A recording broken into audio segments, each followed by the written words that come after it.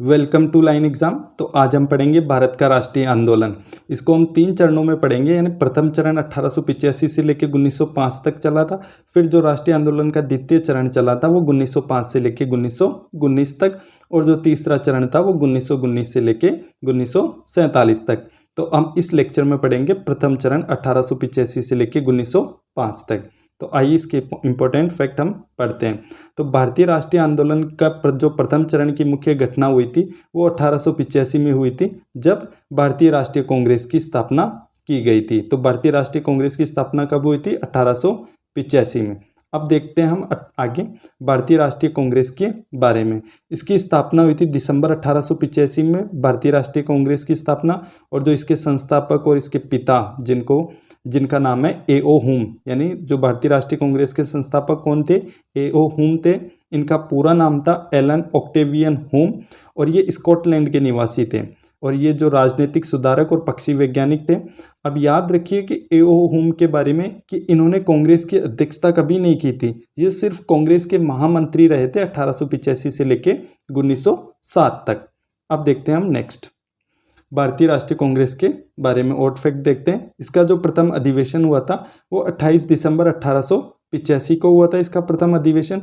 और जो ये अधिवेशन हुआ था वो गोकुलदास तेजपाल संस्कृत विद्यालय में हुआ था, बम्बई के अंदर। तो याद रखिए इसका प्रथम अधिवेशन हुआ था बम्बई में 28 दिसंबर 1885 में, गोकुलदास तेजपाल संस्कृत विद्यालय। एग्जाम में इस कॉलेज, इस जो विद्यालय, इसका नाम पूछा गया था एक बार कि किस विद्यालय में होता, तो गोकुलदास तेजपाल संस्कृत विद्यालय में होता।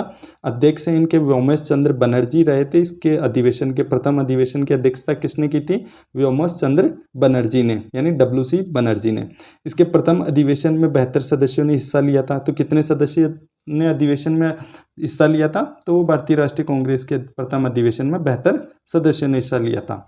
अब कुछ अन्य फैक्ट हम देखते हैं कि 1887 में जो मद्रास में अधिवेशन हुआ था कांग्रेस का, उसकी अध्यक्षता की थी बदरुद्दीन तैयब जी ने, और ये इसके प्रथम मुस्लिम अध्यक्ष थे। 1888 में कांग्रेस का जो अधिवेशन हुआ था वो इलाहाबाद में हुआ था, और इसकी अध्यक्षता की थी जॉर्ज यूल ने, ये इसके प्रथम अंग्रेज अध्यक्ष थे। तो ये 2 पॉइंट भी आप याद रखना, काफ़ी बार एग्जाम में आता है ये भी। अब देखिए नेक्स्ट भारतीय सुधार समिति। इसकी स्थापना की थी वो दादाभाई नौरोजी ने की थी इसकी स्थापना, और इसकी स्थापना हुई थी 1887 में ब्रिटेन के अंदर। तो भारतीय सुधार समिति की स्थापना कहाँ हुई थी? ब्रिटेन के अंदर 1887 में। इसका उद्देश्य, जो इसका मेन काम था, वो कांग्रेस नेताओं ने अपनी मांग मनवाने के लिए इसकी स्थापना की गई थी। अब देखिए आप next British committee of India. तो ब्रिटिश कमेटी ऑफ इंडिया की स्थापना की थी विलियम डिग्बी ने। तो ब्रिटिश कमेटी ऑफ इंडिया की स्थापना किसने की थी? विलियम डिग्बी ने की थी, और इसकी स्थापना हुई थी 1888 में लंदन के अंदर। तो स्थापना की गई थी कहाँ? लंदन के अंदर। ब्रिटिश कमेटी ऑफ इंडिया की स्थापना कहाँ की गई थी? लंदन के अंदर की गई थी।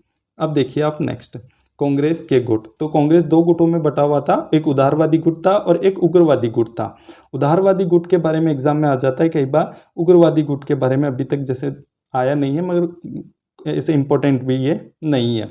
तो उदारवादी गुट के बारे में पढ़ते हैं। इसका मेन उद्देश्य था संवैधानिक तरीकों से भारत को स्वतंत्रता दिलाने का। तो संवैधानिक तरीके से भारत को स्वतंत्रता दिलाना किस गुट का उद्देश्य था? उदारवादी गुट का। अब उदारवादी कुछ नेताओं के नाम देख लेते हैं जो कई बार एग्जाम में आ जाते हैं। जैसे दादाभाई नौरोजी एक उदारवादी नेता थे, सुरेंद्रनाथ बनर्जी, गोविंद रनाडे, गोपाल कृष्ण गोखले, मदन मोहन मालवीय और फिरोज शाह मेहता, ये उदारवादी नेताओं के नाम थे जो इम्पोर्टेंट है। अब देखिए आप नेक्स्ट कांग्रेस के जो उदारवादी नेताओं ने अब दबाव के परिणाम स्वरूप 1892 ईस्वी में भारत परिषद अधिनियम पारित किया गया था। जो भारत परिषद अधिनियम है वो कांग्रेस नेताओं के दबाव के परिणाम स्वरूप 1892 में भारत परिषद अधिनियम पारित हुआ था। तो भारत परिषद अधिनियम कब पारित हुआ था? 1892 को। अब देखते हैं वेलबाई आयोग।